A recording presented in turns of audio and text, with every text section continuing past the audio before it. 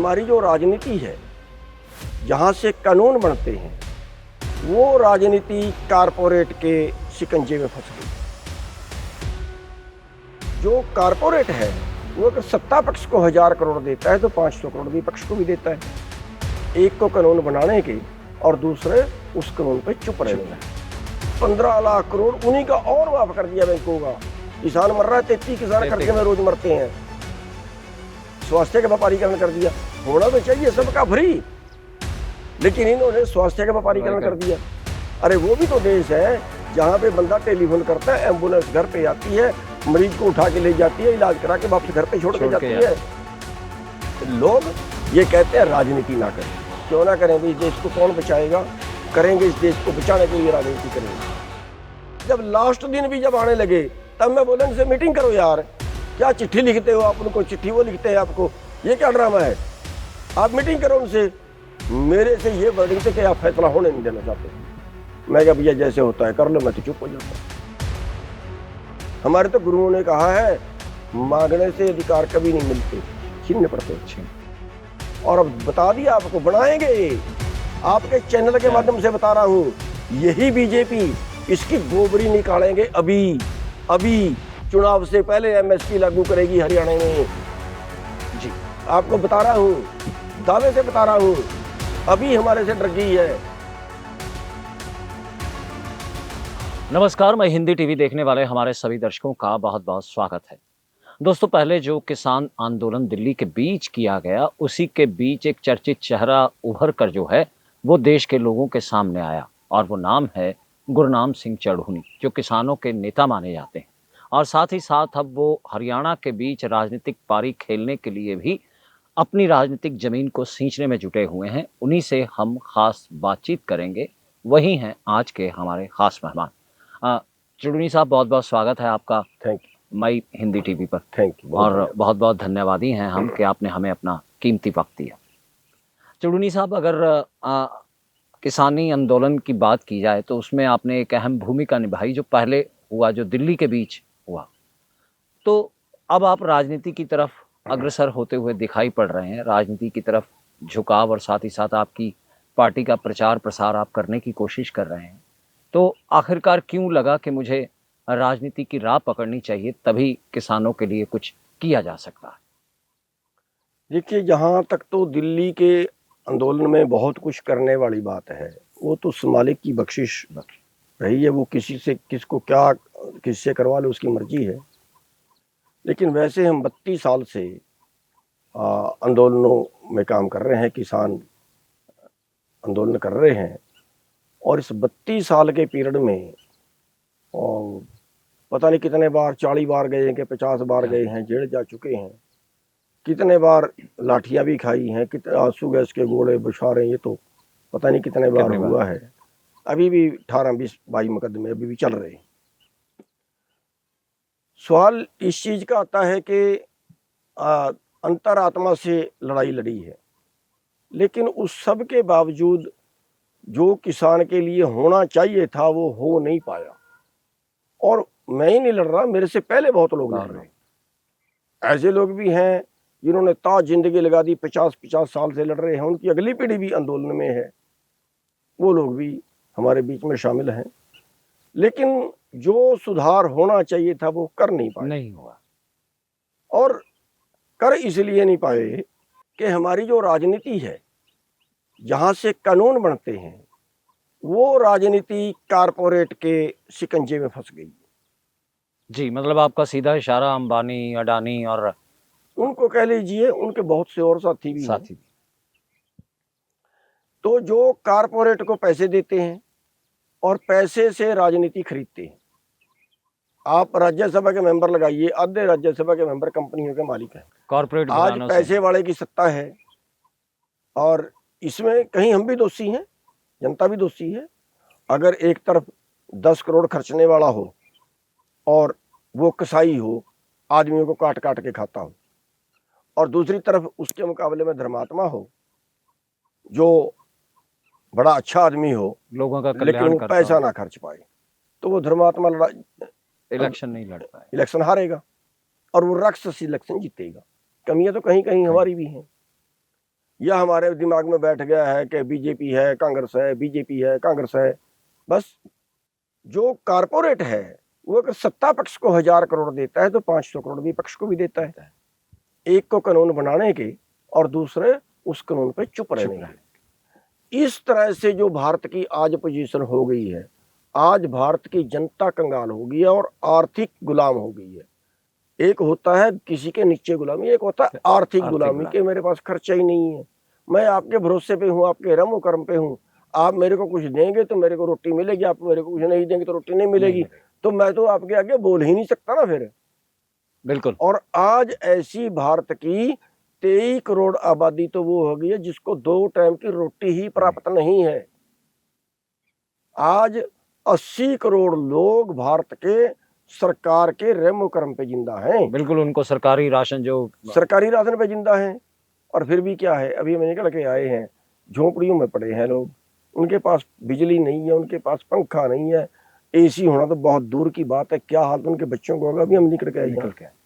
बिल्कुल। तो उनके लिए क्या सरकार ने कुछ सोचा है? मैं ये कह रहा हूं ऐसी संख्या 23 करोड़ है। और जबकि ये केंद्र की सरकार हो या हरियाणा की सरकार हो, ये अंत्योदय की बात करती है कि हम लाइन के पीछे खड़े व्यक्ति, ये नहीं है कि इनके पास पैसे नहीं है जी, पैसे हैं। सारे देश के आज 9 लोगों के पास 50 करोड़ लोगों के बराबर प्रॉपर्टी है। 2 साल पहले का आंकड़ा दे रहा हूं मैं, अब तो 55 करोड़ लोगों के बराबर होगी। सारा देश उन्हीं को बेचोगे उनके। अभी बंदरगाहें, अभी रेलें, अभी कंपनियां, बैंक सारे बेच दिए। अभी 15 लाख करोड़ उन्हीं का और माफ कर दिया बैंकों का। किसान मर रहा है, 33 किसान कर्जे में रोज मरते हैं, रोजगार आत्महत्या करते हैं। हाँ, रोजगार के लिए बेरोजगारों का हाल ये 9-9 हजार में 12-12 घंटे काम कर रहे हैं, अपने देश को छोड़ के जा रहे हैं विदेशों में। माँ बाप यहाँ मरता है, लड़का वहां मरता है। बिल्कुल, अभी हाल ही में हमने देखा कि बहुत सारे, मैं ये कह रहे हरियाणा पंजाब में कोई गांव नहीं है जिसमें 100-200 बच्चे नहीं चले गए अपने परिवार को छोड़ के। बिल्कुल। जिए तो कैसे जिए, जिंदा रहने की समस्या है। बंदा बीमार पड़ा है, डॉक्टर पैसे की लगी है, क्यों व्यापारीकरण कर दिया है, पढ़ाई का व्यापारीकरण कर दिया है। 2 करोड़ खर्चे बिना डॉक्टर बनेगा नहीं। 2 करोड़ खर्चेगा तो 50 करोड़ कमाएगा। बिल्कुल, व्यापारीकरण कर दिया है। अरे जिस देश का शिक्षा का भी व्यापारीकरण हो उसमें अच्छा तो आदमी डॉक्टर बनेगा नहीं, पैसे देने वाला बनेगा। बिल्कुल। उसमें अच्छा आदमी तो इंजीनियर बनेगा नहीं, पैसे देने वाला बनेगा। तो हम अपने देश को पीछे निकाल रहे हैं क्या?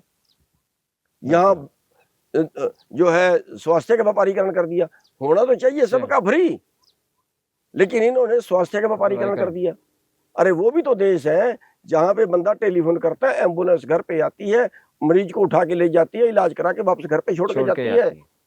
वो देश भी तो है। हमारे देश को ये कबाड़ा क्यों बन गया? बिल्कुल। और वो देश इंसान की जिंदगी को सबसे ज्यादा अहमियत देते हैं, बल्कि खर्चा जितना भी हो लेकिन वो बचाने की कवायद करते हैं। हमारा यहाँ कबाड़ी बाजार क्यों बना दिया?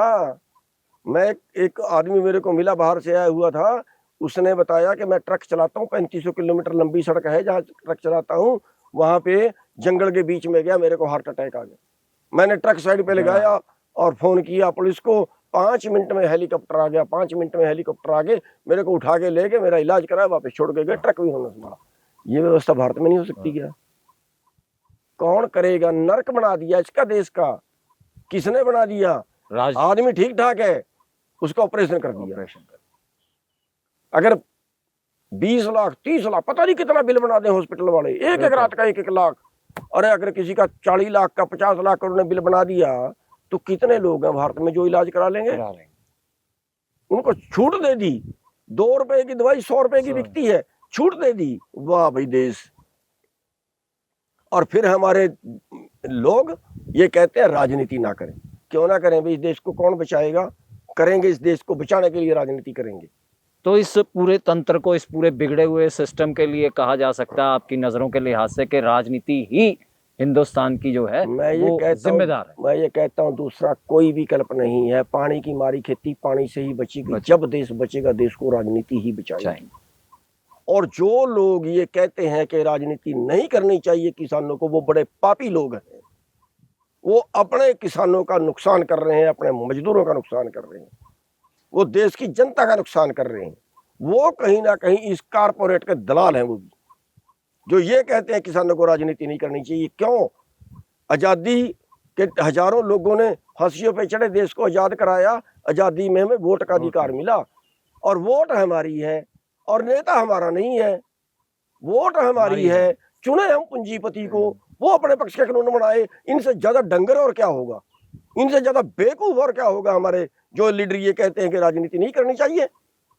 चड़ूनी साहब, पहला जो किसान आंदोलन 3 काले कानूनों को लेकर दिल्ली में हुआ और उसमें आपने सक्रिय भूमिका निभाई और भी जत्थेबंदियां आपके साथ खड़ी हुई, लेकिन वहां पर आखिरकार ऐसा क्या हुआ कि वहां पर मनमुटाव हो गया और आपके बारे में बाकी दूसरे नेता डल्लेवाल हों या राजेवाल हों या और किसान जत्थेबंदियां हों, वो आपसे मुखर होकर अलग होकर चलने लगी? ऐसा आखिरकार आपने 3 काले कानूनों को लेकर या एमएसपी को लेकर वहाँ क्या बात रख दी जो इनको खटक गई, जो इनकी समझ में नहीं आई, या इन्होंने सोचा कि गुरनाम सिंह चड़ूनी जो है वो हमारे साथ नहीं है बल्कि अपनी चलाने की कोशिश कर रहे हैं?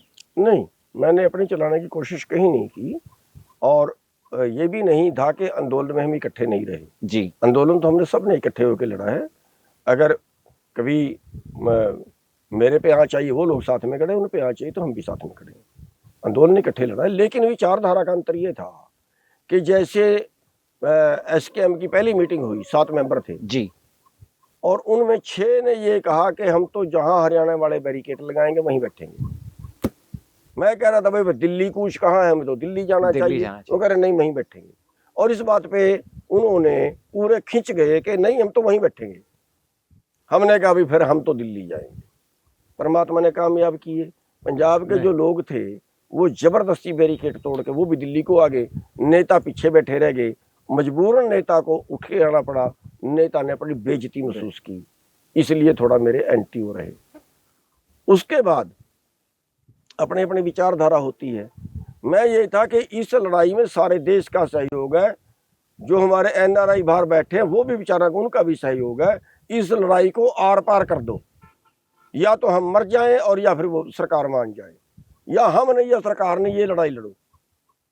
तो मैंने उनको 15 दिन बाद आंदोलन शुरू होने के ये कहा था कि आप 1 हफ्ते का टाइम सरकार को दे दो। सरकार इस बात पे आ गई है कि इनको बैठे रहने दो, ये टूट जाएंगे, थक जाएंगे, खर्चा कम हो जाएगा, चले जाएंगे।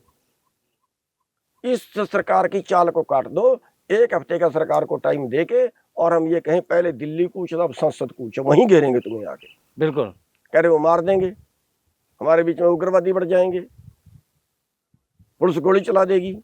हमने कहा कमीज निकालो, हाथ रस्सी से बांध लो, हम कहेंगे भी हम मरने के लिए ही आ रहे हैं, मारो तुम। कह रहे लोगों के बच्चे मरवाने हैं। हमने कहा नहीं, लोगों के बच्चे नहीं, जितने किसान लीडर हैं, जितने किसान संगठन हैं, उन सब के प्रधान अगली लाइन में होंगे।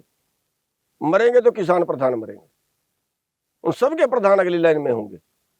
और अगर फिर प्रधान भी ये कहता है कि मैं मरने के लिए नहीं हूं, तो फिर क्यों खामखा में लोगों को परेशान कर रखा। जो सिर नहीं दे सकता वो सरदारी नहीं कर सकता। बिल्कुल। लेकिन वो इस बात पे मेरे से बिगड़ गए। अब बिगड़ते हैं तो वो 12.5 महीने बैठे रहे, 750 मर भी गए, और फिर आज देखो फिर बैठे हैं दोबारा से। बिल्कुल। क्यों भी एक बार में जड़ें हिला के रखता ना सरकार की, फिर दोबारा बैठने की तो 20 साल तक जरूरत नहीं पड़नी। क्योंकि आपने उस दौरान जो है वो इनको एमएसपी और एमएसपी की बात भी कही थी कि जब हम बैठक में जा रहे हैं तो हमें इस तरीके से जो है। एमएसपी की बात तो ये हुई थी कि जब 4-5 मीटिंगें हो ली जी, और 3 काले कानूनों पे बात चलती रही। पहले बात तो ये कि जिस दिन पहले दिन बात शुरू की कि बताओ इनमें क्या कमी है, सरकार ने सवाल रखा। बिल्कुल। इन्होंने कमियां बतानी शुरू की। मैंने कहा भाई आप रुको, मंत्री जी को कहा कि मंत्री जी आपके कानून सुनने के हैं, किसान जाएंगे स्वर्ग में इनसे, लेकिन हमें नहीं चाहिए, अपने वापस ले लो, हम तो ऐसे ही ठीक है जैसे हैं।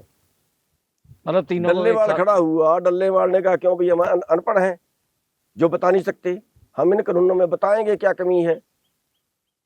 मैंने कहा आप बताओगे तो अमेंडमेंट पे बात आ जाएगी। सबके सामने पूरी मीटिंग में बात कर रहा हूं मैं, जहां सरकार के मंत्री भी बैठे हैं। अमेंडमेंट पे आ जाएगी, आपने अमेंडमेंट पे मानना नहीं है, क्योंकि हम पीछे तय कर गए कि अमेंडमेंट पे नहीं, वापिस करवाने हैं। नरेंद्र तोमर उस मीटिंग में मौजूद थे। तो डल्लेवाल जी ने कहा कि नहीं हम बताएंगे। हमने कहा बताओ।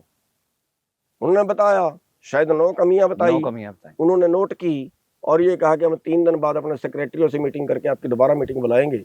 दोबारा मीटिंग बुला ली और बात शुरू हुई कि एक एक कमी पे डिस्कस करो। इन्होंने कहा जी हम तो नहीं करेंगे। उन्होंने कहा क्यों नहीं करोगे, जब आपने कमियां बताई है तो फिर इस पे बताओ ये कमी कैसे है, कैसे? इससे नुकसान है तो कैसे है बताओ। कह रहे हम तो नहीं बताएंगे। अरे भाई यही तो मैं पहली मीटिंग में बोल रहा था। अब इसी पे मीटिंग खत्म हुई, फिर अगली मीटिंग, फिर अगली मीटिंग, फिर अगली मीटिंग, और 4-5 मीटिंगों बाद मैंने ये कहा कि अब आप एक काम करो, एक तो गलती कर ली, अब आप ये करो इस डिस्कस को ब्रेक कर दो कि आप इस पे हम दोबारा करेंगे। पहले नंबर पे आप एमएसपी पे आ जाओ। आप ये बताओ कि मोदी जी बयान दे चुके हैं एमएसपी है, एमएसपी रहेगा। आप बताओ कि हमारी 23 की 23 फसलें एमएसपी पे खरीदोगे सारे देश में? ये जवाब देंगे, ये इनकार करेंगे, ये देश के सामने झूठे पड़ेंगे। इनको झूठे तो पाओ, एमएसपी की बात करो। एमएसपी तोड़ने के लिए इन्होंने कानून बनाए हैं, और अगर हमारा एमएसपी लागू हो जाता है तो 90% तो हमारे कानून गए भाड़ में। वो समस्या वैसे ही दूर हो जाएगी अपने आप ही। हमारी समस्या हल होगी। फिर डल्लेवाड़ा खड़ा हुआ, इसने कहा नहीं नहीं हम 3 कानूनों के लिए आए हैं, हम एमएसपी के लिए नहीं आए। अगर उसी समय ये मुद्दा भी उठता तो शायद ये कह के एमएसपी पे 14 की 14 मीटिंगों में एक बार भी बात शुरू नहीं हुई, और आज फिर बैठे हैं उसी एमएसपी को लेकर। अगर यही बात उस समय होती तो आपके लिहाज से मतलब अगर सरकार उसी समय इसका फैसला ले लेती तो आज ये बैठना अब ये उठ के आए कि एमएसपी पे कमेटी बना दी। क्या कमेटी बनाएंगे जी? एमएसपी में कमेटी बनाने की क्या जरूरत है? मेरे को बताए कोई। एमएसपी पे क्या कमेटी बनाएंगे? एमएसपी हमारी फसल बीजने से पहले सरकार तय करती है। फसल बीजने से पहले एमएसपी तय करती है। धान का भाव पहले दे दिया, फिर उसको खरीदे ना। इसमें कानून, इसमें कमेटी की क्या काम करेगी? इसमें तो ऑर्डर देना है खरीदने का, वो सरकार ने देना है। हाँ, और जब लास्ट दिन भी जब आने लगे तब मैं बोला इनसे मीटिंग करो यार, क्या चिट्ठी लिखते हो आप उनको, चिट्ठी वो लिखते हैं आपको, ये क्या ड्रामा है? आप मीटिंग करो उनसे। मेरे से ये वर्डिंग थे कि आप फैसला होने नहीं देना चाहते। मैं क्या भैया जैसे होता है कर लो, मैं तो चुप हो जाता, क्या करूं? तो ये वजह रही वहां से पीछे अपने कदम खींचने सामने है, आपके सामने है। अगर वहां पे हम ये करते या सरकार ने और या हम नहीं, बस एक पासे लगा दो इसको, ये आंदोलन होना चाहिए था। दिखावा थोड़ी, हम किसान के लिए लड़ रहे हैं, हम किसानों के ठेकेदार हैं, हम फिर बैठे हैं। ये ड्रामा क्या है जी? आंदोलन होता है आर या पार, या फिर ये राजनीति कर लो। भाई तुम बैठो गद्दी पे, तुम जब वोट तुम्हारी है तुम गद्दी पे बैठो, तुम गद्दी पे बैठ के ठीक कर लेना। उसके बावजूद भी जब आंदोलन समाप्त हुआ, अगर फिर भी अकल कर लें कि पूरा एसकेएम ये फैसला कर ले कि भाई 750 मरवाने के बाद भी हमारी बात नहीं मानी गई, 12.5 महीने के बैठने के बाद भी हमारी बात नहीं मानी, और कोई राजनीतिक पार्टी हमारे साथ भी खड़ी नहीं हुई। बिल्कुल, किसी ने लोकसभा में बात नहीं उठाई जब 3 काले कानून बन रहे थे, सबके एमपी थे वहां।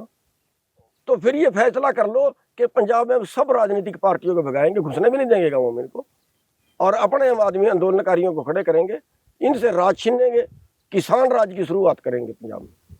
और मैं दावे से कहता हूँ 100 सीट आती इनकी, और फिर पंजाब में अच्छा करके दिखाते, कैसे सबका इलाज फ्री कर सकते हैं, कैसे सबकी पढ़ाई फ्री कर सकते हैं, कैसे एमएसपी की गारंटी दे सकते हैं। पंजाब सरकार भी खरीद सकती है, सारा खरीदे।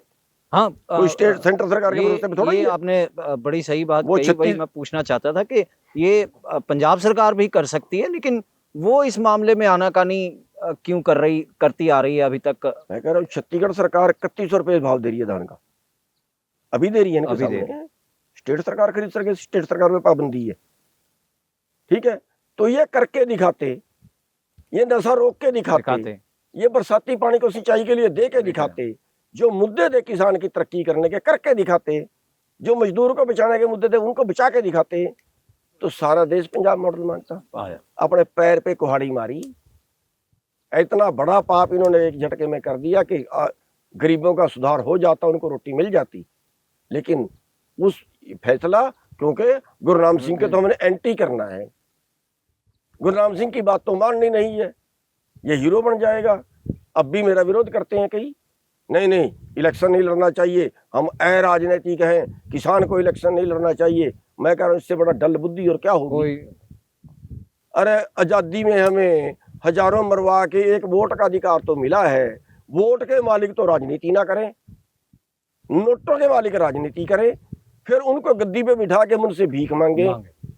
हमारे तो गुरुओं ने कहा है मांगने से अधिकार कभी नहीं मिलते, छीनने पड़ते हैं। बहरहाल दोस्तों, गुरनाम सिंह चड़ूनी जी की बातों के जरिए आपने अंदाज़ा लगाया ही होगा कि तमाम किसानों की दिक्कतें जो आज के दौर में उसे आ रही हैं, उन तमाम चीज़ों के लिए कहीं ना कहीं सरकार के अलावा दूसरे किसान नेता और दूसरे नुमाइंदे भी जिम्मेवार हैं। और साथ ही उनकी नज़र में प्रजातंत्र के बीच वोट की ताकत जो है वो सबसे बड़ी होती है। इसीलिए उनका मानना है कि संयुक्त संघर्ष पार्टी जो है उसके ज़रिए वह अपनी राजनीतिक ज़मीन को सींचते हुए किसानों का वोट किसानों के लिए ही जो है इस्तेमाल करते हुए उनकी दशा और दिशा बदलने की कवायद करेंगे।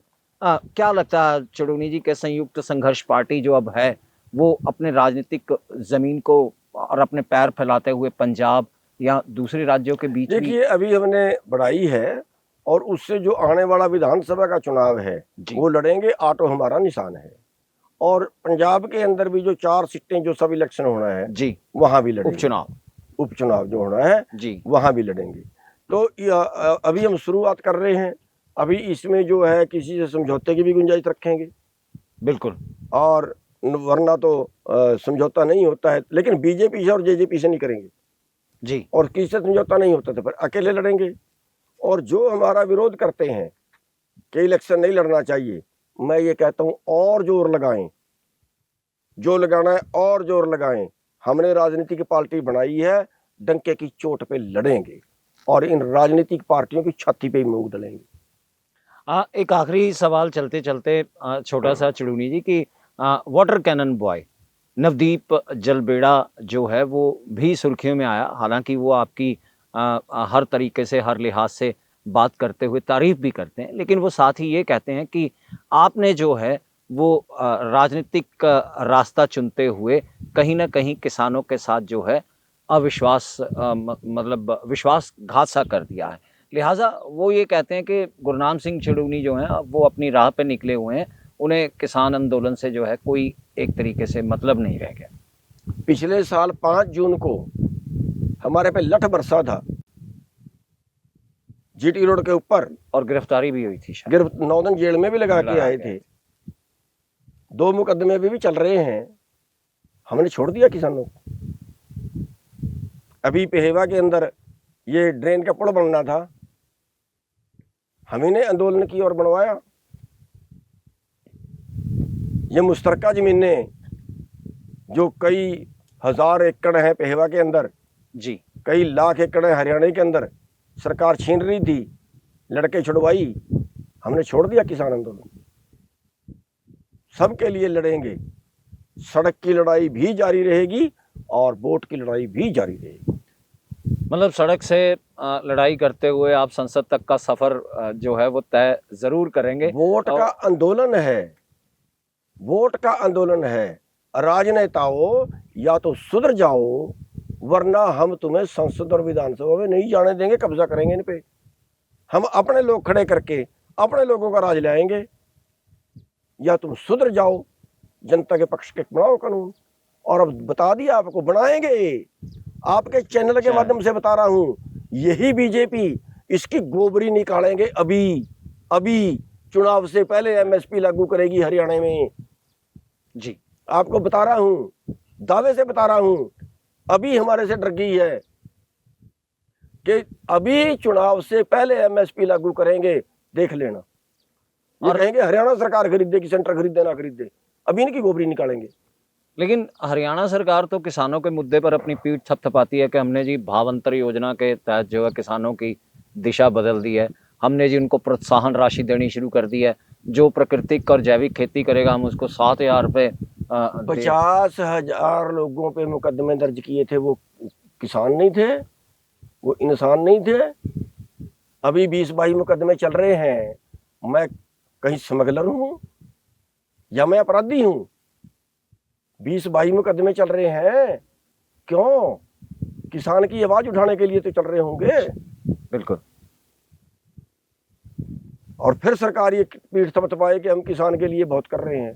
क्या कर रहे हैं? अब तो वोटों के लिए कर रहे हैं, अब किसान के लिए नहीं कर रहे, वोटों के लिए कर रहे हैं। अब तो मैं बता हटा हूं कि हमने चैलेंज कर दिया है, या तुम एमएसपी लागू कर दो या हम एमएसपी लागू कर देंगे, हरियाणा सरकार खरीदेगी और अभी करेंगे, चुनाव से पहले करेंगे ये। और चड़ूनी साहब, एक आखिरी चलते चलते सवाल की, जो शंभू बॉर्डर पर प्रदर्शनकारी किसान इन दिनों डटे हुए हैं और एमएसपी की मांग कर रहे हैं, दूसरी तरफ जो है हरियाणा सरकार बॉर्डर खोलने को तैयार नहीं, हाई कोर्ट ने फटकार लगाई, लेकिन वो हरियाणा सरकार सुप्रीम कोर्ट चली गई। किसान वहीं के वहीं डटे हुए हैं, उनको अपनी समस्या का हल होता दिखाई नहीं दे रहा। तो ऐसे में उनके लिए क्या देखिए, वैसे संदेश तो दें? मैं इस आंदोलन में शामिल नहीं हूँ, बिल्कुल। शामिल होने गया था, उन्होंने किया नहीं, कि जो राजनीति करेगा हम उसको आंदोलन में शामिल नहीं करेंगे, लड़ो भाई। तो मेरा कुछ बोलना बनता नहीं है। लेकिन सवाल इस चीज का है कि वो वहां क्यों बैठे हैं? दूसरा रास्ता खुला है, 2 किलोमीटर से दूसरा रास्ता खुला है भाई, वहीं की जिद कर रहे हो, दूसरे रास्ते से जाओ दिल्ली। करे रहने तो सरकार को दीवार, ट्रैक्टर तो खेतों में से निकल सकता है, खेतों में से निकल सकता है। दूसरी बात, ट्रेन में बैठ के चले जाओ, बस में बैठ के चले जाओ।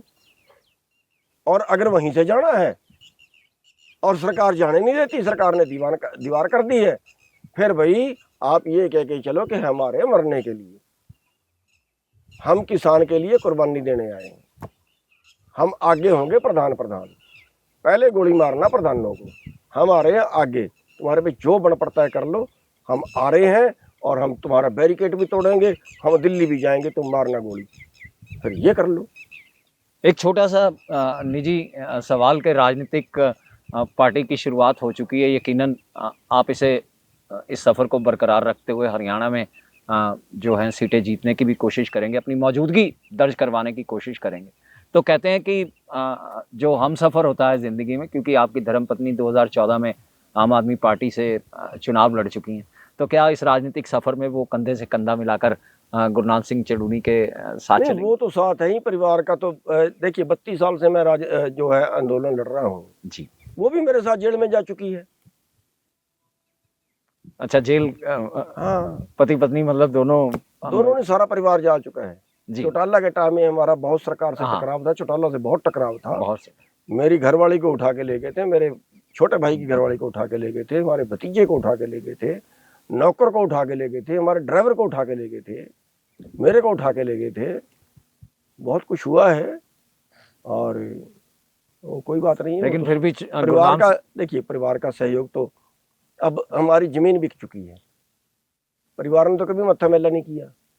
मैंने जिस दिन घर से 10,000 मांग लिए 10,000 मिल गए, 5,000 मांग लिए 5,000 मिल गए। हम तो अभी 5-4 साल हुए अलग हुए हैं सारे भाई, उसके पहले हम 3 भाई थे या तीनों इकट्ठे थे, कभी हमारे भाइयों ने भी मत्था मेला नहीं किया। तो परिवार तो हमारा सारा है, परिवार के बिना तो बाहर आदमी नहीं चल सकता। तो चलिए, हम भी ये कामना करते हैं कि परिवार की ताकत भी बनी रहे और गुरनाम सिंह चड़ूनी जो हैं वो अपनी इस संयुक्त संघर्ष पार्टी के ज़रिए जो है हरियाणा के बीच राजनीतिक दरबार में दस्तक देते हुए किसानों का भला करें, आम जनता का कल्याण करें। इसी भावना के साथ हम आपका फिर से एक बार शुक्रिया अदा करते हैं गुरनाम जी, बहुत बहुत शुक्रिया हमसे बात करने का। धन्यवाद, थैंक यू।